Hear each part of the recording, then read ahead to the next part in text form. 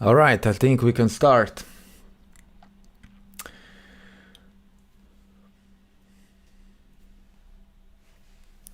Welcome back to another episode of Data Science at Home podcast. This is your host, Francesco, and I am in that camera now. Actually, this episode is being streamed as I speak on several channels, Facebook Live, twitch.tv/coding gossip with 1G, or just twitch.tv, and of course YouTube Live. Now, I thank you everybody to be on the show, and of course, this episode can be consumed as a podcast, as a podcast episode from the regular channel. That is the website datascienceathome.com.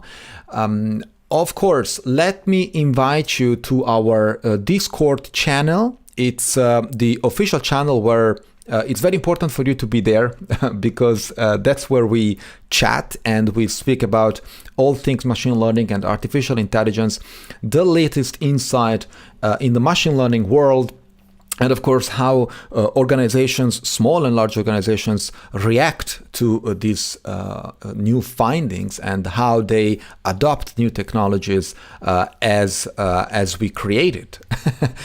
So that's a very important. It's very important for you to be there due to the fact that you can, comment or why not criticize some past episodes and of course propose new ones. I mean, I believe there's always one topic that you would like me to discuss in the near future. So that's the place where you want to chat with us and meet interesting people in the world of data science and machine learning.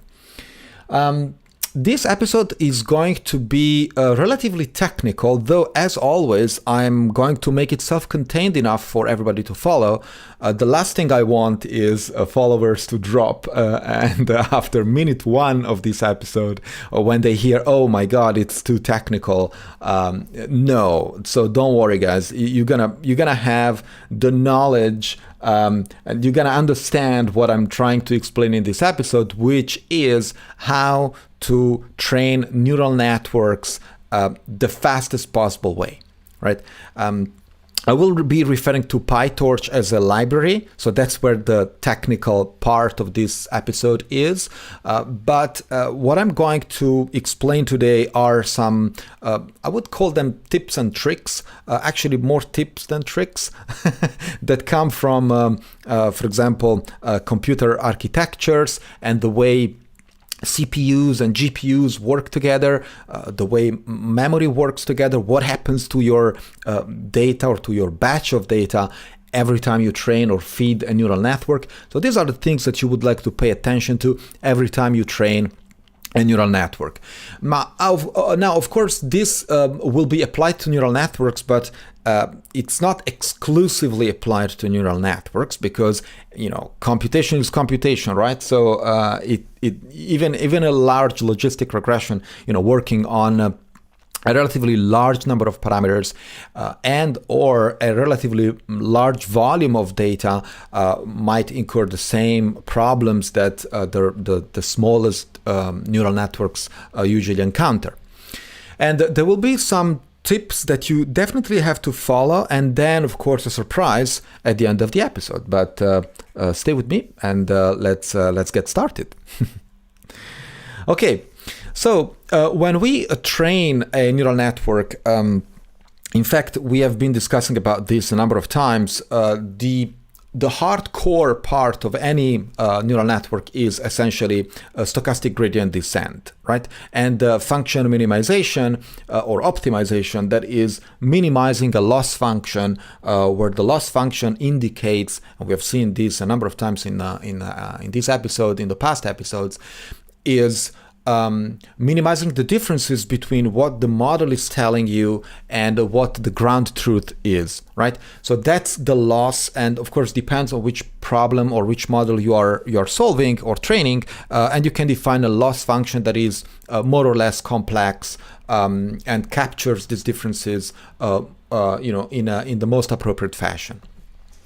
Now, there are some concepts that you need to be familiar with that go beyond the model or machine learning model that you are training. In this case, neural networks. And what we have been observing so far is that existing models have become larger and larger, are still growing in size. Think about GPT-2, GPT-3, and this explosion of parameters that these models usually come with. But of course, on the other side, we have more and more data that is available and clean and labeled for neural networks to be trained on. And this, both sides, we are growing in size, both in terms of data volumes and in terms of model size, right? Regardless of all the research that people are doing in how to compress these models, how to squeeze them to the last byte or bit, I should say, as we have seen a number of times, probably in one of the last 3 episodes, I don't remember which one, I've been discussing about model compression. And regardless this, despite this research efforts, we still need to face the course of dimensionality, right? In terms of data and in terms of course, number of model parameters. So in this episode, I'm gonna go straight to the point and tell you what are the steps that you would like to pay attention to every time you deal with neural networks, and more specifically, neural networks and PyTorch. So the very first thing that you would like to take care of is how do you load data, right? So we have seen, and in the past there were libraries like Theano and many other custom things like on scikit-learn or NumPy. The way we fed neural networks or machine learning models were by packing these slices of data in form of matrices, and NumPy arrays were one of the many ways to feed networks or to feed models and train them. Well, no mas, no more, which means that now in PyTorch, they have defined a very interesting approach, which is the concept of the data loader. And so packing the data behind let's say a structure that can be somehow manipulated by the researcher, the practitioner, and so you can you can pack your data into some kind of a Python object and use that object to slice and batch that data and feed the network, right? Now there are several parameters that you might be looking at. For example, of course, the data set. For example, the batch size. And definitely the number of workers, for example, that you would like to use to batch your data. And the number of workers means that you can, in fact, batch not one batch at a time, batch your data one batch at a time, but you could be doing that multiple batches at a time. And so preparing the feeding process and parallelize it. Which usually, improves a lot, because whenever data is sitting, for example, on hard disk or even an SSD drive, it's still the bottleneck of your system. It's the slowest part, the slowest component of the entire process. Another thing that you would like to do eventually with a data loader is a way to decide to shuffle the data or not. And so you can check in the PyTorch data loader. There are several parameters that you can be tuning and using depending on what you want to achieve. Usually the way I go with is defining the batch size, and more on that later, setting shuffle to true. For me, it's quite important. I've seen that shuffle equal true is an essential parameter that you would like to set. Otherwise, you might be seeing training processes that are extremely good or extremely bad at the very beginning of your data, and then they become, quite the opposite as you as you reach the end of the epoch. And this means that probably your data has been originally collected in a particular order that facilitates the model at the very beginning, and then maybe there are some I would not call them outliers, but you have some sort of statistical drift at the end of the data set, and then the model starts degrading, right, during training. And so you don't want to see this, these peaks and valleys in the training procedure. So you better shuffle and you kind of normalize everything in terms of the priority that you are feeding the network, priority of the records, of course, from the data set. One important parameter is definitely the batch size. And now the batch size, we had a lot of discussions about batch size, because there is some kind of the dark magic of batch size. Nobody knows exactly how big should a batch be. The thing is that I've seen a kind of an empirical rule that says when you change the batch size, you should also change the learning rate, and usually you double the learning rate if you double the batch size.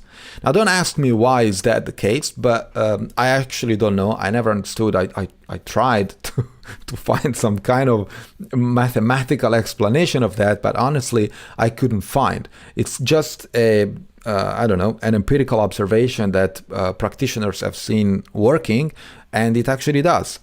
Of course, if you have a mathematical explanation, I would be very glad to know what is that. So again, drop by the Discord channel and share it with us, or just drop me a mail or whatever.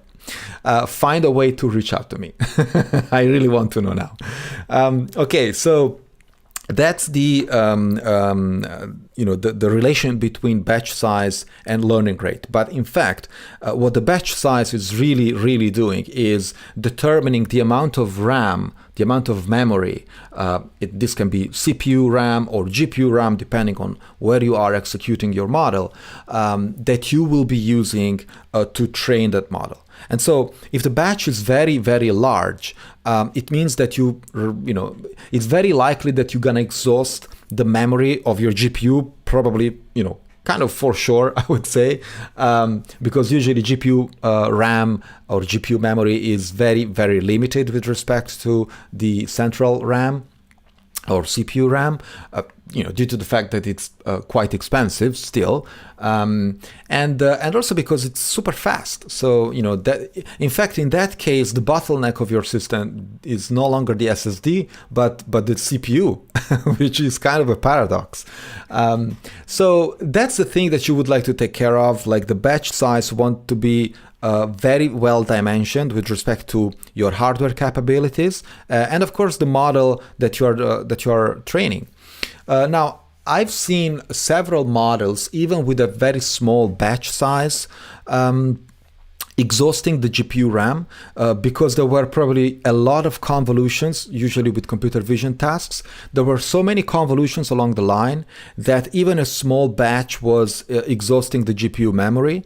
And so that is something that, I cannot give you a formula that always works. It really depends on the model that you are training. So batch size is something that you would like to estimate yourself, kind of manually. One trick that I use, well, if I can call it a trick, when I'm dealing with NVIDIA cards, I use NVIDIA -SMI, which is an interface that allows you to see how, what's the state of your GPU memory at each point in time. I think every second. It's like the top utility from Bash in a Unix operating system, but it gives you an idea of which process is being currently running on the GPU and how much memory it is consuming. And so what I usually do is I train the neural network, maybe like I just set one epoch. I batch a number of times for different batch sizes. That's something you can do very, very easily with PyTorch. And then I just observe what's happening in NVIDIA SMI from this utility and see how much that process, the training PyTorch script is consuming in terms of GPU memory. And then I start, dimensioning that batch size accordingly, because usually when you get to the end of the first epoch, it is very likely that you will end to the end of training, because the batch size is determining the peak, the maximum peak that you need in terms of GPU RAM requirements, right? Now, the same happens for CPU RAM requirements, though there is a much, you can be much more relaxed on that, because usually you have relatively much more RAM, CPU RAM than GPU RAM. In my case, I have something like 64 gig RAM machine, but my GPU is way smaller than that. It's probably a couple of gigs, I think 4 gigs GPU. But of course, if you are using corporate and very expensive hardware, for example, the V100 that is also now supported by Amazon AWS, you might choose much bigger GPU RAM availability. One thing that, one trick that I definitely use every time the batch size is extremely small, and this is usually the case whenever the model is extremely complex. So I've seen like computer vision tasks. You have, let's say, 32 different convolutions. Now it happens that even when you are in front of a batch size of, let's say, 4 images, and maybe the images are relatively large, well, you will exhaust GPU memory almost immediately. And so, of course, if you want to perform stochastic gradient descent on a very, very small batch, you're not going to have a good optimization strategy due to the fact that usually stochastic gradient descent works better on larger batch sizes, right? So how do you do? Well, you can definitely accumulate the gradients, right? And so this means that if you are starting with a very small batch and you would like ideally to perform the backpropagation on, let's say, 128 images, but your GPU will never allow you to get so many images in memory. So the maximum you can get is, let's say, 4 or let's say 2. Well, to get to 128, you need 64 steps, right? Of two images each, right? So this means that you can still accumulate the gradients 16 times, 64 times with 2 images with a batch size of 2, and then you would do the optimization step at the end of the for loop, right? So this is so-called accumulated gradient steps trick that allows you to fake that you have, let's say, a capable GPU that can host 128 images. So, of course, you want to do this, and at the end of the for loop, you will run an optimization step, and of course, you just store the accumulated loss, and then you perform the backpropagation at the end. Another important limitation, I've seen this, actually this pissed me off a number of times, which is computational graphs in PyTorch. There is a problem with PyTorch. Well, it's not really a problem. There is a problem with memory in general, which is preserving the computational graph longer than you should. Now, the computational graph, you have to know that is a graph of all the statements, of all the computations that your library is going to perform every time you train a machine learning model, or in this case, a neural network. Now, what happens is that PyTorch converts the code that you write, the Python code that you write, into a computational graph, right? And then it optimizes, it parallelizes operations whenever possible, and it can prune a part of the graph whenever the graph, for example, doesn't need to be recomputed entirely, and it optimizes the things that need to be optimized, right? And so it executes only the, let's say, the subgraphs or the branches in the graph that really require to be recomputed.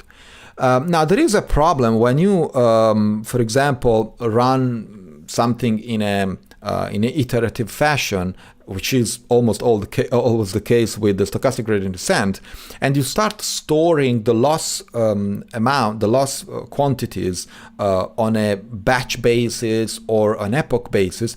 Well, what happens there is that you start appending to the list of losses the current loss, right? And this will happen, for example, if you are accumulating gradients and then you want to run the optimizer at the end of the accumulation.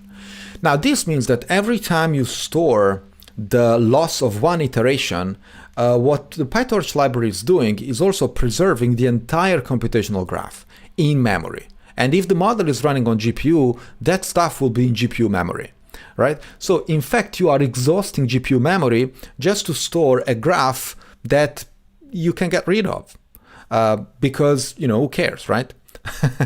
So that's exactly what you can do by getting rid explicitly of that graph. And so whenever you want to store the loss, you just don't store loss, but you store loss.item, which is a method that returns the actual value of the loss and get rid, like deallocates the computational graph at that iteration. And this is very important because Python is kind of a pain in the ass when you want to deal with memory, due to the fact there is a garbage collector, which means that Python will manage memory for you. And believe me, most of the time, the garbage collector gets it's very conservative, so it tries to keep data structures that in memory that should not be there or would not be there if you were dealing with it manually. The problem in contrast is that if you deal with memory manually, first of all, you are taking the responsibility of managing your own memory, which means that when you start deallocating things that should not be deallocated, well, you end up in segmentation faults, or the program is gonna crash, and you have to debug that stuff. So that's kind of the trade-off between managed memory and unmanaged memory. But there are tricks to, let's say, suggest or force the garbage collector to delete things whenever you know that these things should be indeed deleted, right? And so that's what you do with the loss item method. Now, one other thing that you would like to do with PyTorch, and this is probably my top one reason why I moved from TensorFlow to PyTorch back in the days, was the amount of flexibility that PyTorch provides you with. It's something that I never found with TensorFlow, not to mention the relatively cryptic way TensorFlow implements certain things. Honestly, guys, I really don't like TensorFlow. I like PyTorch much more. I really advise you to give it a try. If you come from TensorFlow and you never ate PyTorch for breakfast, please do. The amount of flexibility is incredible. And also the way you can send parts of the models to be executed on one particular GPU or one particular device is extremely simple and easy, right? So this is the way you, with PyTorch, in fact, you can decide to execute a part of the model or the entire model to one GPU device or the other with just, I think, one line of code or something like that. So one thing that recently some folks on Twitter have been discussing about this, Elon Musk in particular, is about the floating point precision. So this is something that honestly I found even some people making fun out of Elon Musk about that decision about using 16-bit precision on floating point operations. They even tried, at least Elon Musk said, I actually have the tweet right in front of me, if I find, which is, there are a lot of pointless zeros in FP32 neural net. You can chop off 16 of the 32 bits without losing meaningful precision. This works well with neural nets, but not with regular computing, which expects extreme precision. Yes. I would say no shit, Sherlock, but I'm not going to say it. So, well, in fact, what is he referring to is the fact that when you use floating point operations, you need a certain amount of precision, that is the number of bits that you will use to represent floating point numbers. And so, the mantissa and the and all the parts of that compose the floating point number. And now the thing is that when you get rid of these useless zeros, as Elon Musk says, you are getting rid of a a certain amount of precision. And he is right when he says that in neural networks, most of the time, these parts, are in fact, which are the least significant bit of a floating point number, are usually, it's just a trail of zeros that have no meaning. And that's usually the case. The problem is that when you get rid of precision too much, there might be some side effects that you have in the training process. For example, vanishing gradients or exploding gradients, depending on if, a very small number in 32-bit precision can become basically 0 in 16-bit precision. And this means that if that 0 is as a numerator or denominator, you will have a division by 0 without knowing, right? Or you will have a 0 if you are multiplying a very small number. What was a very small number, now it's 0. You are multiplying it by whatever, you're gonna get 0. And so that's how you create vanishing gradients out of the blue, or exploding gradients if that 0 is the denominator of a division, right? So these are the problems that you have to pay attention to.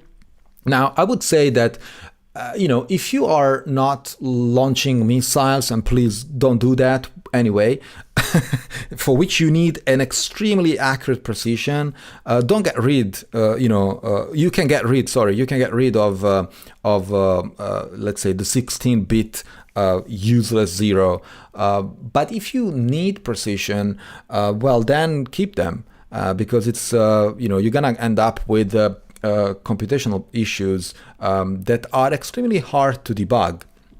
Now, if you chose the second way, there is a package, it's called AMP. It's from NVIDIA, and this is AMP stands for Automatic Mixed Precision. It's a tool to enable mixed precision training by changing only 3 lines of your script. And this is what I'm reading from the contents on the official page on github/nvidia/apex or APEX. And so you can, of course, I will report the links in the show notes of this episode on datascienceathome.com, and maybe also the link of Elon Musk. There is a nice thread, a discussion thread on Twitter about this floating point precision thing. So it would be nice to check it out and eventually comment. And of course, again, you can drop by the Discord channel and we can have a discussion about it. All right, so let's move to probably I'm not saying the most important part of the episode, because it's all important when it comes to optimization and improvements. But one definitely important part or aspects of training a neural network, especially large neural networks, is about distributed training, right? So more and more often we see these massive machine learning models that really cannot be trained on a single GPU. I realized this, the hard way when I downloaded, when I pretended to download some reformers and transformers. Of course, GPT-3, I gave up on that because it's way too big for my GPU. And so the thing is that more and more models out there, I cannot try them at home because I don't have enough, sufficiently large hardware to host these models. And now I might say that one way to do this is, to train massive models on commodity hardware is definitely to split things up, right? And there are several ways to split things. You can be splitting the batch training, or you can be splitting the model training, or you can be splitting both, right? So these are essentially the 3, let's say, options that you have whenever you have something bigger than your GPU and you really, really, really, really want to train it. Because the alternative to that is, of course, renting some hardware on Amazon or Google Cloud or Azure, and and just fire up a machine that allows you to train for that hour or 2 if you need to experiment stuff, and they're good to go.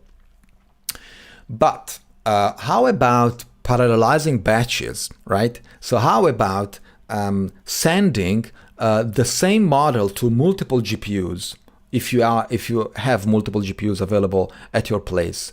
And then simply saying, okay, I'm gonna send my model to each GPU, and then when it's time to send the batch, I'm gonna distribute the batch or split the batch across the same GPUs. And then what I will do is essentially collect the results from each GPU and for each model, in fact, and then aggregate these results. This is a very similar approach to what you do with distributed training in general. So in the first strategy, you would like to have each GPU getting a portion of the batch, while in the second approach you would have each. Well, it's a bit more complicated. So let's stick with the first approach. Single approach is kind of a map reduce, right? So you map, which means you send the models and a piece of the batch to every GPU, and then you start collecting things from each GPU, right? And you're good. Because in a MapReduce fashion, this is how you deal with usually big data. Google has been telling this, I think it was 2005 or 15. I actually don't remember. I'm getting old. In fact, I'm getting old. This month is going to be my birthday. And so 30th of November, don't forget to drop by the Discord channel and wish me happy birthday. I'm kidding, don't do that. All right, so the second strategy is splitting model training. So this is another important strategy that essentially allows you to, let me tell it like this, break down the machine learning model or the network into basic components that you can send to each device, each available device. So ideally, think about an autoencoder. Now, you have an autoencoder. The autoencoder is made of an encoder and a decoder, right? Now, what happens is that in PyTorch, it's extremely simple. Believe me, it's extremely simple to do this, to send the encoder to one GPU and the decoder to another GPU, right? Or think about a GAN. You have a generative adversarial network. There is a generator and a discriminator. Okay, fine. You send the generator to one GPU and the discriminator to another GPU, right?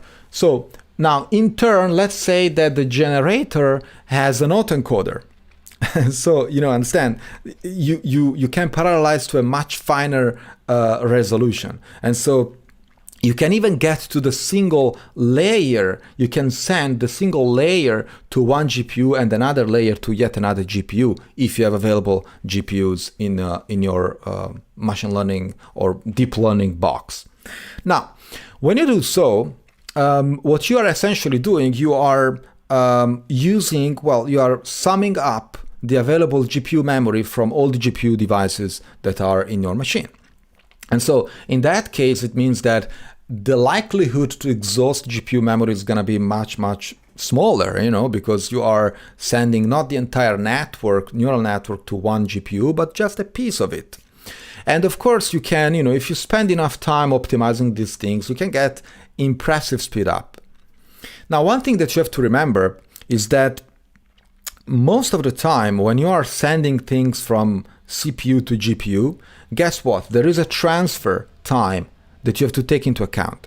So if you are sending, for example, batches of data from the CPU RAM or eventually from the SSD card or hard drive to the CPU RAM, from that RAM to the GPU RAM, there is a two-step transfer that you need to perform, right? And that, my friend, will become the bottleneck of your system. So even when you have a super expensive GPU, you will see that you're not improving that much overall because where you're spending most of your time is in fact transferring things.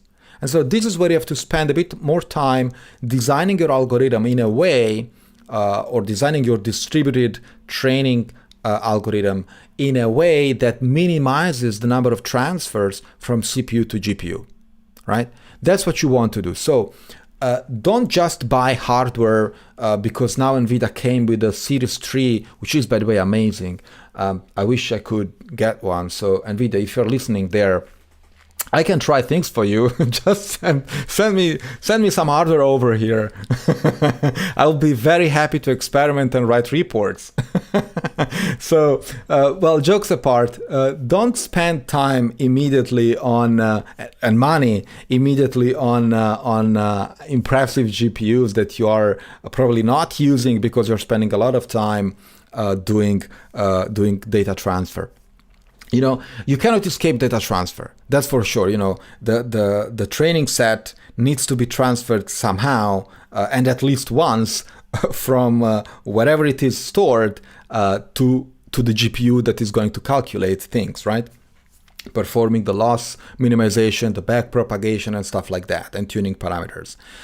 So what you want to do is minimizing the number of times you perform these transfers, right?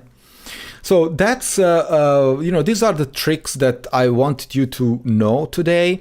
Of course, there is much more, but I'm gonna stop here because this episode, otherwise, it's becoming very intense, and too much material is never good. Now, where's the gift? The gift is that there is a library that allows you to do pretty much all these optimizations that I just said, and probably much more, which is called PyTorch Lightning. PyTorch Lightning, of course, I will report the link to the GitHub repo and some tutorials, very interesting tutorials, in the show notes of this episode, as always at datascienceathome.com. Now, in PyTorch Lightning, a lot of the things that I said are done automatically or can be done with just one parameter or one line of code. What I highly suggest is you to implement these things yourself first with regular PyTorch and get familiar with these forms of optimization. And then when you're confident that you can indeed optimize a computation graph, you can optimize a training procedure of a neural network that doesn't fit memory, or at least GPU memory, once you have been training yourself rather than your GPU with optimization strategies, then I would suggest you move to PyTorch Lightning. Don't do it right away because you will never learn to build these things yourself. So I think it's a very important advice. Do these things first yourself manually, and then optimize your time with an automated tool. This is my 2 cents. Of course, feel free to do whatever you want. One thing that you should really do is getting back to me when you have some issues. I would be very happy to help you out. The Discord channel is where you find me the most. I'm usually very, very responsive. And of course, feel free to propose the episodes that you would like me to discuss in the near future. Last but not least, there is a newsletter that I just opened. Is already quite populated, I must say. So I want to thank all the followers and the subscribers of the Data Science at Home Substack newsletter. Again, the link in the show notes of this episode, as together with all the others that I just mentioned. The reason of the newsletter is to get the new issues and new episodes straight to your inbox. There will be no spam. I hate spam as much as you do, and I will never, ever share your email with third parties. I also do care about privacy. I hate people who check phones, who download your transcripts, or you try to spy somehow your digital communication. So believe me, your email is in good hands. If you don't want to subscribe, feel free to, of course, share it with your friends. I would be very glad if you do so. This is my currency. I mean, the podcast is a free edition, and I want to keep it free for everyone to consume my whatever I know and I learned from data science in more than 15 years of experience. But of course, my currency is a likes here and there, a review on Apple Podcast, and of course your subscriptions, your free subscriptions to newsletters and stuff. I think that's it for today. I am very glad to have you on the show as always. I'll talk to you next time. Bye.